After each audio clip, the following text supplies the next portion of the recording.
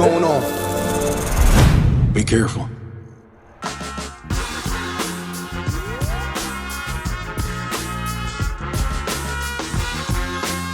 Welcome back to the show. I am Otaku Lucifer, the Brilliant Savage, and this is Scrolling on Social, part of the Be Savage podcast. And on today's show, we will be doing what we always do, scrolling through TikToks, Instagram Reels, and YouTube Shorts. Let's go.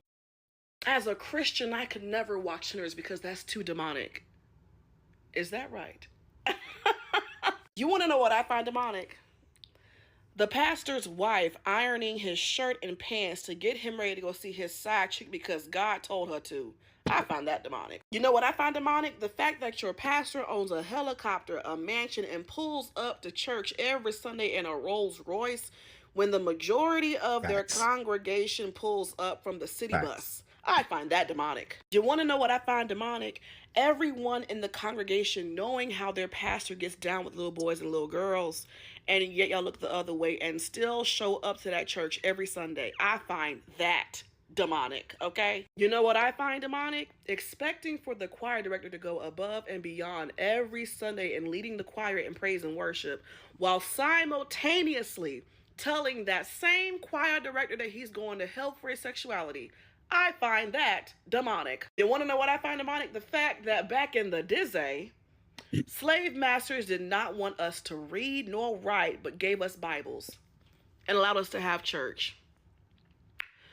I find that demonic. And you want to know what I find demonic? The fact that for centuries, Christianity has been a tool in colonization, mass unalivings, rapes, and other heinous acts. Yet so many of y'all find more solace and safetyness in a white Jesus than you do the spiritual practices of our ancestors. I find that demonic. Yeah.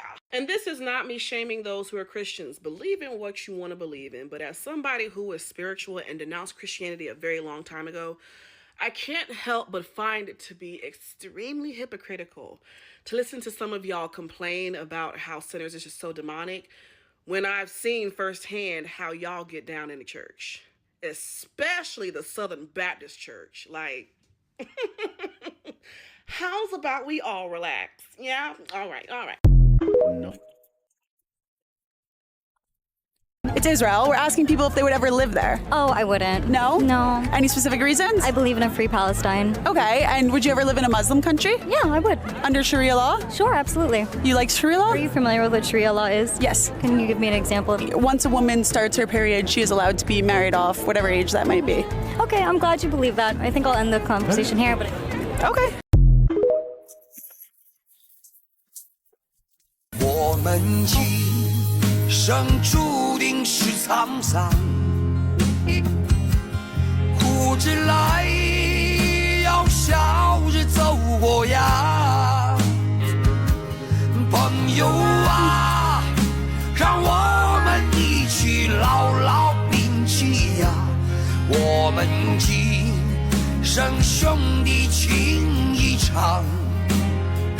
Vote for Donald Trump, but do not give a vote to Kamala Harris. Maya and them to the front, because y'all need to be reminded of the damage that your vote did to all of us. Developing story on the campus of Columbia University. A student connected to pro-Palestinian protests last year has been detained by ICE. This comes on the heels of President Trump announcing the university will be stripped of federal funds. Late last night, Mahmoud Khalil, the chief negotiator for the Columbia student protest in support of Palestine, was detained by ICE without a warrant. Khalil, who was initially in the U.S. on a student visa, has since obtained a green card and is legally residing in the U.S. He is married to a U.S. citizen, and his wife is 8 months pregnant. ICE agents reportedly ambushed Khalil and his wife as they entered their apartment building, pushing their way in and threatening to detain his wife if she interfered. They then arrested Khalil without a warrant. His lawyer called ICE and asked them for a warrant. They hung up on her. Since then, Khalil has disappeared. ICE first told his wife he was being held in Elizabeth, New Jersey, but when she arrived, he was nowhere to be found. Due to public outrage, Senator Marco Rubio and the State Department made statements suggesting they intend to revoke the green cards of protesters deemed inappropriate by the U.S. government, something they have no legal authority to do. Only a judge can revoke a green card, and ICE does not have the power to unilaterally strip legal residents of their status for exercising free speech. This is a test. This is a test to see how far they can push the boundaries of repression. They deliberately targeted someone controversial to gauge public reaction. If ICE can unlawfully detain a legal resident with a green card for protesting, they can do it to any one of us. This is a blatant violation of the First Amendment, immigration law, human rights protections. It's a violation of the UN Charter on Human Rights. If left unchallenged, it opens the door for the government to silence anyone it deems inconvenient. An update for Khalil is that thankfully a federal judge has blocked the Trump administration from deporting Khalil. This puts all of us protesters at risk, whether we're indigenous or whether we're green card holders, because if they can illegally abduct Khalil and make him disappear, then they can do it to any one of us, and they will, as long as we let them get away with it. I wasn't going to say anything. I was going to just let the whole thing play, but I have to talk about this whole Khalil situation, as well as sinners. Let's start with that, right? As a Reformed Christian, I know for a fact how the Catholic Church works. It is literally batshit. It is the biggest oxymoron on the planet. The Catholic Church is the same church that promoted, propagated, and proliferated slavery. Right? It co-signed that shit. It gave white Spanish men from Europe, right? White English men from Europe, white Portuguese men from Europe, a free pass to go everywhere in the world and conquer, pillage, destroy, and rape. So, yeah, the Catholic Church has no right to say anything about a movie called Sinners. And the reason why they're probably saying it, or not just the Catholic Church, but just Catholics and Christians in general, right, are saying stuff about the film, is one, people are racist, period. Because, you know, when it was Dusk Till Dawn and it was all white men making all Latinos, you know, specifically like Mexican and indigenous Latinos look as, you know, portrayed as the enemy, they had no problem doing it. Even to the point where there's certain people comparing it comparing Sinners to From Dusk Till Dawn, when in reality, Ryan Coogler has already stated repeatedly that From Dusk Till Dawn by Robert Rodriguez is one of his favorite films, and it inspired what he did in Sinners, and how Robert Rodriguez was one of his biggest inspirations as a filmmaker. Ryan Coogler is a bona fide genius. You need to leave him the fuck alone. Period. Punto final. You need to leave him alone. That's how simple it is, right? It's a movie. If you don't like the movie, maybe it was not meant for you, and leave it alone. Simple, right? I don't like every horror movie that I see. I don't like every movie that I see.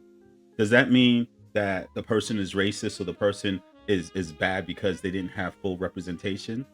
No. Most movies that are made are to represent white people anyway, because white people have become the standard, even though globally they are the minority. That's just what it is. But is that going to stop me from watching The Godfather? Fuck no. Because Scorsese is one of my favorite directors. Is that going to stop me from watching Do the Right Thing? Fuck no, because Spike Lee is one of my favorite directors. Is that going to stop me from watching Raiders of the Lost Ark or E.T.? No, because Spielberg is one of my favorite directors. If you don't like a movie, the answer is real simple. Don't watch it. And now, next one. As far as the thing with Khalil, Black people have been dealing with things like that for centuries. This country has been robbing and stealing and killing our leaders and telling us it's okay. Don't, it's all right. We'll make a memorial to that leader. 50 years after they're dead, just to, satisfy the black community. But we know what it is. Martin was killed by the government. Malcolm was killed by the government. The Black Panthers were destroyed by the government. That's what it is. And now the U.S. government is continuing to do what the U.S. government has always done, which is interfere and suppress people of color. This is why so many black people refuse to go and protest, because our heads have already been on a swivel. Now, other people need to understand that their heads need to be on the swivel too, because it's been affecting us, and all these other communities have not cared. They haven't given a shit. And now that it's affecting their community, hey. And I also have something to say about those 4 individuals, as well as one more individual that I saw who's Palestinian American or Palestinian, and they were all about Jill Stein and all about, you know what, F Kamala. She doesn't represent us. Don't vote for Kamala. Okay, fine. You didn't vote for Kamala. Now what? Where's Jill Stein? Because she's not representing you. Where's Jill Stein? That's all I'm saying. Where's Jill Stein? Where's Jill? And on her, 3rd place win. Where is she? Right? But even more than Jill, where are you? All you Palestinians, all you Palestinian Americans who were so bold, so loud and proud and wrong, where are you now? I see no videos of you guys. I see no TikToks, no reels, no shorts, no nothing of you talking about Khalil. This was a man from Palestine. He was a citizen of the United States, married to an American citizen, right? He was an immigrant to the United States from Palestine, married to an American citizen. They just went and took that man, sent him to another country, sent him to El Salvador. Since this TikTok came out, this man was sent over to El Salvador, right? And it's crickets from you. None of you are talking about him. Not one. But where's all the vitriol now? Where's all the activism now? Where's all the we won't stand for what you're doing to our people now? But when it was Kamala, it was all types of crazy fuck shit. But now she's not there, and now Donald Trump is in office. Everyone is fucking silent, like the cowards you fucking are. Just say that you got paid to be that way. Just say you didn't really care about your people or the movement or anything like that. What you cared about was clicks. What you cared about was social media. What you cared about was putting money in your pocket. It had to be one of those things. Because if you guys were so loud and proud about your culture and about the protection of the Palestinian people, you would be up in arms right now against what's happening to this man. But I digress. Next one. Can you believe we're in this fucking mess? I got no words. Oh, somebody please call somebody. Anybody. Fucking save us. Maybe I'm tripping. Do you think we're bugging out? Do you think maybe they're trying to psych us out and things aren't really as bad as we think? But do y'all know where we are? I have no idea. All I know is I'm hungry. Hey, you got snacks? Fuck! Yeah, so it is that bad. They're here, it's that bad. Oh my god. Fuck! I think you know what comes next. Yep, let's get it over with. Hey man, so, hey, where are we? Where are the snacks? Where are you? You're in a place called the United States of America. I can't say it without crying. Be strong, you can do this. Survive. United States of America. Hey guys, I said we're in the United States of America. Have you heard of that place? Yes, I have actually, and I'm a little confused because if the plot brought us here, are you in need of assistance? Really? Y'all, like the straw hat kind of assistance? Yes, oh my god, yes, oh my god. You guys out of this mess will give you all the food you want. We know the drill, anything you fucking want. Wait, so you mean to tell me that y'all are being terrorized by an evil dictator and you need us to kick their ass? Exactly what I'm saying. Wait, so explain it to me like I'm 6. What I know about y'all, you elect your leaders. So how did he get here? Does he have devil fruit powers, like really OP ones? Is his Conqueror's hockey insane? Is he using the sea beast to terrorize you? Does he have a dragon? Is he a dragon? No, we elected him. I'm sorry, what? What? Okay, guys, but look.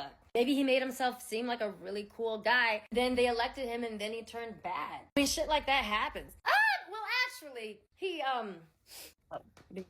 was pretty vocal about being a piece of shit. I'm sorry, what? Okay, but like, it's not like he came out and said like, I'm gonna be a dictator, right? No, he totally did. Okay, I tried. I was rooting for you. Well, that was stupid. What do you mean you elected him? You mean he told you he was gonna be a dictator, and then you elected him? Now he's a dictator. Wow, surprise Pikachu. Are y'all fucking stupid? Yeah, probably. Yeah. I mean, not all of us, but a whole lot. A whole lot. More than we ever thought. Hey, so no one answered my question. Where are the snacks? Listen, just do the thing that y'all do. We'll give you all the snacks in the world. All of them. All of them. I don't know. Y'all might be too stupid to help. We'll probably fix it and then leave. And then you'll fuck it right the back up. Because if all of y'all don't like this guy, really don't understand how this could happen. A lot of people didn't vote because they didn't like the other option. Wait, who was the other option? Satan? No. It was this lady.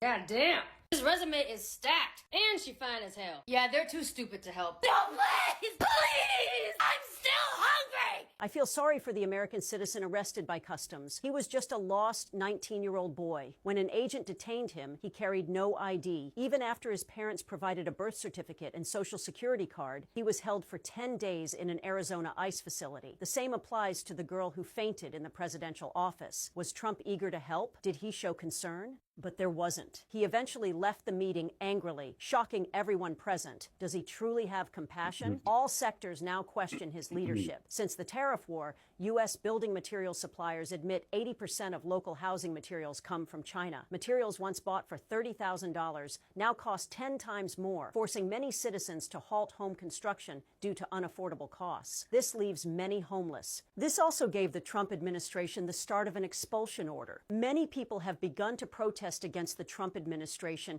asking what benefits the tariff policy has brought to us and what pressure it has exerted on our quality of life to increase consumption, to our loss of our own houses. Now, even the most basic living security has become a problem. So, where is the government? Today, Trump posted that oil prices are falling and daily necessities, even eggs, are supposedly dropping. Yet people in supermarkets are frantically hoarding essentials as most can no longer handle tariff-driven price surges. Egg prices have spiked by 30% from their original levels, and seafood prices have jumped from 2 to 10 per unit. Is this truly making America great again? Even more absurdly, Trump is attempting to fire Jerome Powell. According to Powell, a trained lawyer, he asserts it's legally impossible and refuses to lower interest rates to protect American citizens' interests, standing firm against Trump. Joining this protest are Harvard University's faculty and students, rejected Trump's unreasonable demands. The White House straight up froze over $2.2 billion in federal funds for Harvard. Starting from the tariff war, countries worldwide have erected trade barriers against the U.S., and the fallout has now severely impacted every stratum of American society. Was Trump's decision correct?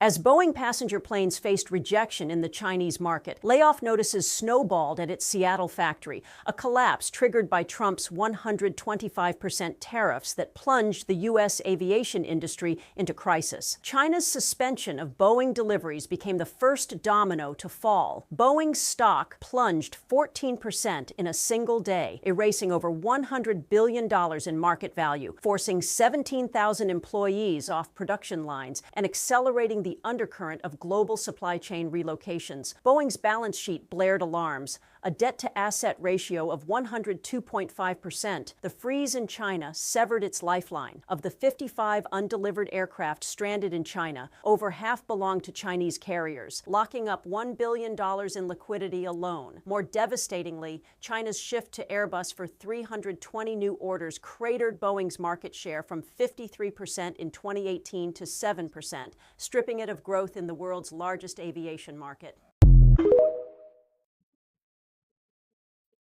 I feel sorry for the American citizen arrested by customs. He was just a lost 19-year-old boy. When an agent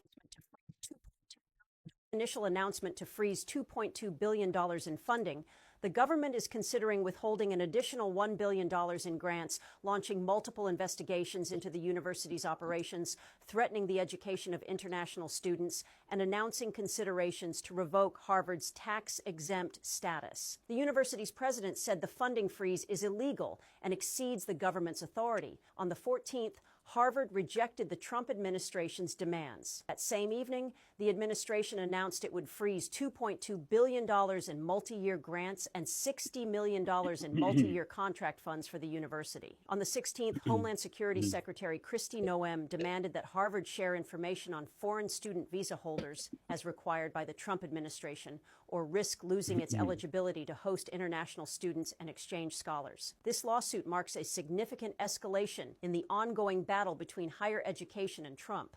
Tariffs lead to California, $3 billion in port losses, and 20,000 layoffs in clean energy companies. Governor Newsom sued Trump's tariff policies, citing severe damage to California's economy, especially its close trade ties with China, Mexico, and Canada. In response, Trump signed an executive order attacking California's cap-and-trade program and low-carbon fuel standard. Newsom mocked Trump's policies with a photo of citizens wearing gas masks, highlighting the air pollution consequences. At the same time, Trump's baby bonus plan backfired. After touting $5,000 payments to new mothers, the proposal stalled in internal White House discussions, with Trump suddenly claiming funding wasn't secured. Raising a child costs at least $20,000 a year. $5,000 doesn't even cover diapers. Yet his team called this saving America's birth rate. The irony? While pushing annual birth quotas, Trump also slashed abortion rights protections. The so-called canceled baby bonus is just another cut to welfare for the poor, while tax breaks for the wealthy remain untouched. China's decision to cancel 1,000 Boeing aircraft orders in the U.S. has sparked strikes. China's decision to cancel 1,000 Boeing aircraft orders. China's decision to cancel 1,000 Boeing aircraft orders in the U.S. has sparked strikes by 30,000 workers and left 50,000 families without income. Outberg emphasized that China is Boeing's largest export market, accounting for 70% of its commercial aircraft sales. When the Boeing 737 MAX passenger plane, painted with the logo of Xiamen Airlines, returned to Seattle from Zhoushan, China, Trump personally ended the last dignity of the American manufacturing industry. A single Boeing 787 saw its costs skyrocket by $40 million due to tariffs on raw materials and components, while Airbus deftly sidestepped 60% of tariff impacts through its Alabama plant and EU supply chains. The irony cuts deeper. China's Comac C-19 and 15% cheaper pricing than the Boeing 737 ironically entered a golden era of domestic substitution. A president who chanted, "Make America Great Again," in reality inflicted immense suffering on both citizens and corporations. There's no evidence J.D. Vance killed the Pope. There's also no evidence J.D. Vance didn't kill the Pope. In conclusion, J.D. Vance should be deported to El Salvador. The Pope dying a month before I go to Rome. This is like when Queen Elizabeth died a week before I went to London. Question, do you have plans to visit Washington, D.C.? Now we know the answer to would it really kill you to spend 5 minutes with J.D. Vance? Prayers of millions powerless to protect the Pope against 17 minutes with the Vice President. Someone said oldest trick in the book with the little handshake buzzer. And someone else said they found out the news with this text. I don't think I can really read this out loud on the internet. I asked y'all on my Instagram story how you found out, and multiple of you said the SpongeBob newsfish, and I admittedly have no idea what that is, but apparently a lot of you all are watching it. Someone else said this one tweet. In retrospect, maybe we should have seen this coming. JD Vance stands for Just Killed the Pope Vance. Multiple of you also found out through the American Girl doll page. If this is how you found out the Pope died, be honest. I can't blame you because her page is also how I found out that Jimmy Carter was dead. So what a time we live in. Stay tuned for more comedy news recaps. And on a more serious news note, I'm thinking of starting a new video format where I start with one piece of good news, then one piece of bad news, then talk about one tangible thing that you can do to help out in the world right now. Let me know if that is something you'd be interested in the comments. Bye. The worst evil people tend to be religious people, because if they can't control you, they will quote the Bible and use that to control you. Religious people will weaponize the Bible to control you. Highly religious people will say things like, God told me. Well, great, he can tell me. I prayed about it. Well, who did you talk to? Did you dial up the dark side of the force? Who answered? And sometimes what religious people will do, they will try and shove you into their religious system. And sometimes there are schools of thought or entire books that are written by religious, dysfunctional, evil people to create control in generations of family systems. They're like, you just need to read this book. Well, you know what? I got this other book. I think I'm going to keep reading that. So it's a lot to unpack, but really quickly, I want to make this as short as possible. In essence, Trump is crazy. I have no problem saying that. He doesn't know what he's doing. I've said that repeatedly on my show. He doesn't know what he's doing. JD Vance doesn't know what he's doing. The whole Trump administration, except for maybe Mike Johnson, don't know what they're doing. And Mike Johnson is being a straight political a-hole from, back in the 60s and 70s. You could tell he's using that playbook, and he's using it to his best advantage. He cares nothing about JD Vance or Trump. Both of them could fall and die tomorrow, and he'll be totally fine with it because he knows he's next in line. So, yeah. Otherwise than that, everything that's going on with Trump and these tariffs is lunacy. Again, I've said this before. Trump does not know what he's doing. He's using these tariffs, and he thought tariffs were something else to make people submit to his will. And anyone who has to force an ally or even a frenemy into submission through threats is not powerful. If you go and threaten a school to do what you say, or else you're going to pull their funding, you're not powerful, and you don't know how to negotiate. You don't know how to be a diplomat. You don't know diplomacy. It's that simple. Why would you want a place of higher learning to lose its funding where it cultivates some of the greatest minds in the world? Why would you want that? Aren't you for America first? Oh, wait a second. No, you're for white America first. Any brown or black people that get cultivated, you don't want that. I knew this back when you had Randy on your show and he was your next apprentice win. And when he came back the following year and he was doing the same thing that the white person that was also a winner came back, and they were in the boardroom with you and they were talking to somebody, you kept cutting Randy off. From then on, I knew you didn't like black people. From then on, I knew you were racist. From then on, I knew you were a loser. You could be president, but we all know that you didn't really win. We all know that you cheated because you said you cheated. Any person who has to cheat to win is not a real winner. Any person who has to go and threaten people to get what they want, you're not a real negotiator. You're not a real diplomat, right? You're trying to bully people, and you only bully people because you're weak. And I'll keep saying this until the day I drop. Trump is the loser. He knows he's a loser. People around him knows he's a loser. And the reason why they still follow him baffles me. This is racism on its last legs, period. And the reason why black people are staying home is because we've seen the bullshit for so many years. We've seen what's going on in the Christian church and the Catholic church and the Baptist churches, and how they have weaponized an African religion, actually, right? Because Christianity is an African religion. If you don't believe me, check out the Ethiopian Bible. The Ethiopian Bible is the oldest Bible that we know of to man, and it's still spoken in the native language of Gais. Any translation of that Bible that you see with white people on the cover is a false translation, because nobody speaks that language besides the people who actually read that Bible. That has never been edited or translated correctly ever.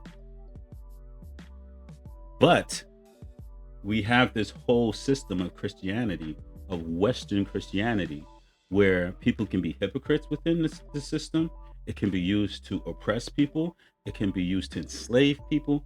It can be used to get people murdered or unalive. It's fine as long as the people who are in control of the religion can say we're the right ones, we're God's chosen, blah, blah, blah, blah, blah, blah, blah, blah, blah. And in their minds and hearts, they really think that's true. When, Vladimir Putin literally released archives from 1,000-year-old or 2,000-year-old archives that were in a Russian vault that showed that 70,000 out of 120 something prophets were all dark skinned. Do you understand what I'm saying?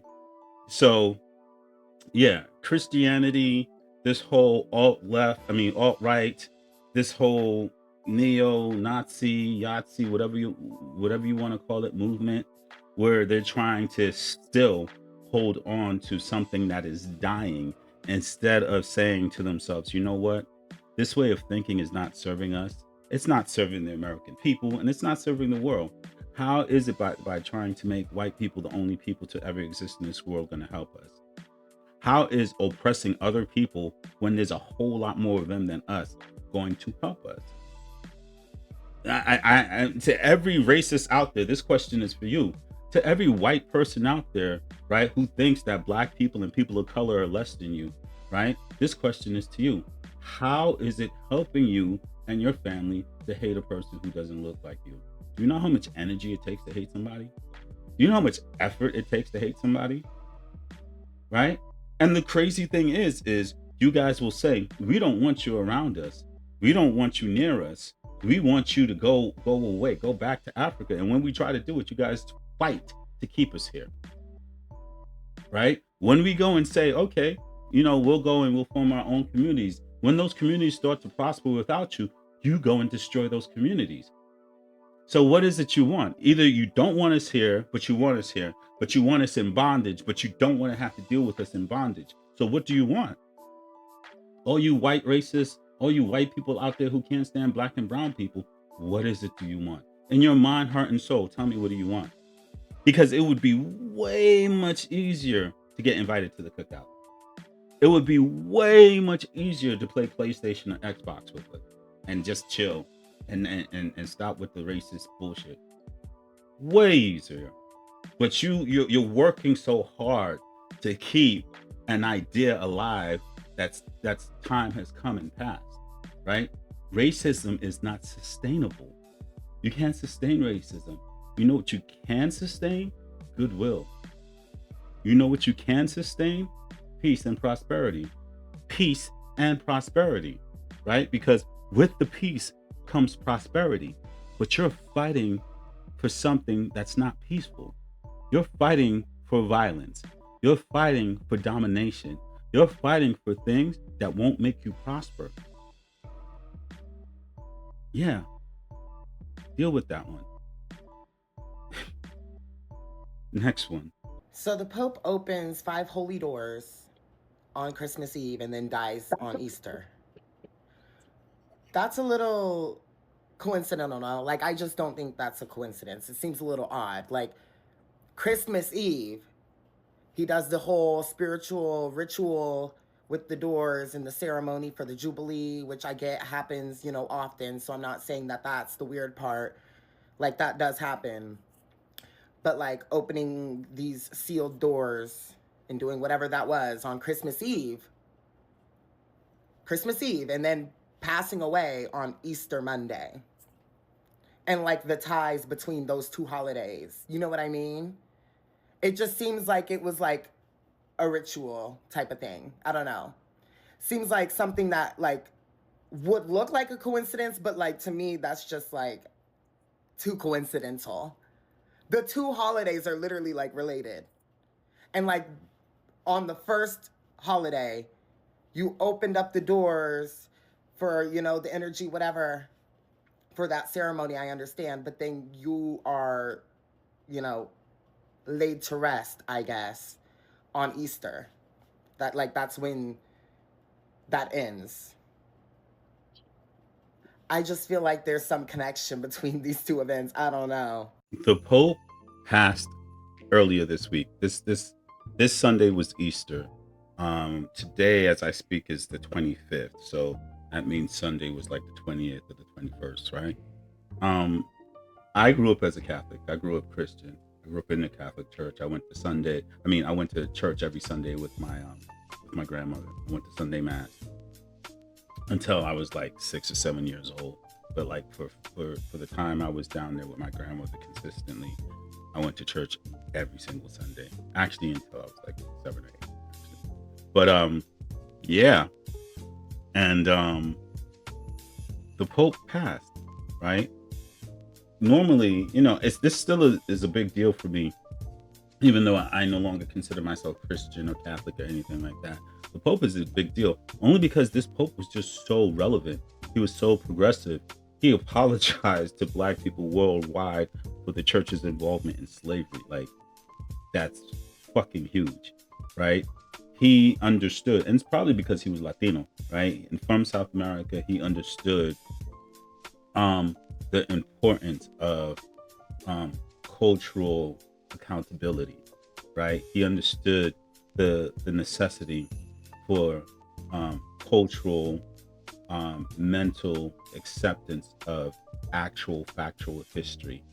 He understood the necessity to be kind to people.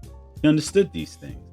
And then he gets visited by Darth Sidious, the day before he passes. And J.D. Vance had the nerve, the unmitigated gall to try to sit there, and he grabbed the Pope's face, and it was like a look of shock and fear in the Pope's face when J.D. Vance grabbed his face. Almost threateningly, J.D. Vance grabbed this man's face. How dare you touch the Pope? Who told you could do that? Right? This is where like white privilege like goes beyond, like it has no boundaries when it really should rein itself in. Because in all essence, in all reality, white people, you are your own worst enemy. You guys keep thinking that you're on top when you're not. You guys keep stealing other people's cultures when you shouldn't. What you should be doing is appreciating those cultures and trying to create your own culture. But instead of creating your own culture, instead of creating your own history, you're robbing other people of their history. You're robbing people of their sense of being. And you think it's going to make you better and stronger, right? It's why your numbers are dwindling. It's why in your genetic code, you don't have what people of color have in your genetic code for you to evolve into the next evolution of the human species. And until you realize that you need us, and the best way to exist and survive is to work with us and not try to enslave us, you will never succeed. This has been another episode of the B Savage Podcast, scrolling on social. Have a day. Blessings.